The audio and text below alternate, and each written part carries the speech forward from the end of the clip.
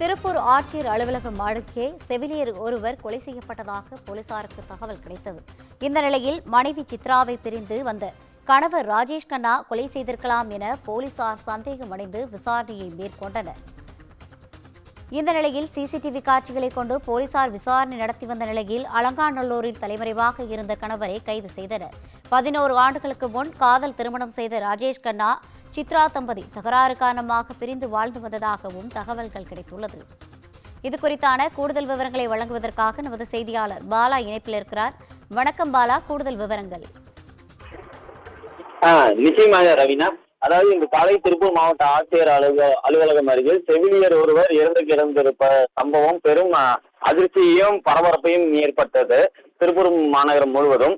இந்த நிலையில் அந்த கொலைக்கான காரணம், அந்த பெண் எவ்வாறு இருந்தார் என்று காவல்துறையினர் பல்வேறு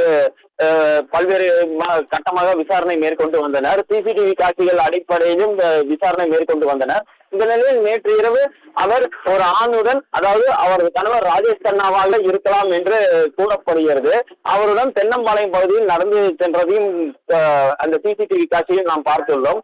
தற்பொழுது இன்று காலை அந்த பெண் சடலம் கிடைத்த பிறகு அவரது கணவரான ராஜேஷ் கண்ணா அவரது செல்போன் மற்றும் அவர் செல்போன் சுவிட்ச் ஆஃப் ஆகி உள்ளது. மேலும் அவர் தலைமறைவாகவும் இருந்துள்ளார். இதைத் தொடர்ந்து காவல்துறையினர் திருப்பூர் மாநகர காவல் ஆணையர் ராஜேந்திரன் தலைமையில் தனிப்படை அமைக்கப்பட்டு அவரது கணவரான ராஜேஷ் கண்ணாவை தீவிரமாக தேடி வந்தனர்.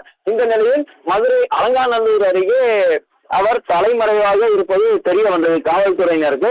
அதைத் தொடர்ந்து விரைந்து சென்ற காவல்துறையினர் மதுரை அலங்காநல்லூரில் மறைந்திருந்த ராஜேஷ் கண்ணாவை கைது செய்து தற்போது திருப்பூர் அழைத்து வந்து கொண்டிருக்கின்றனர்.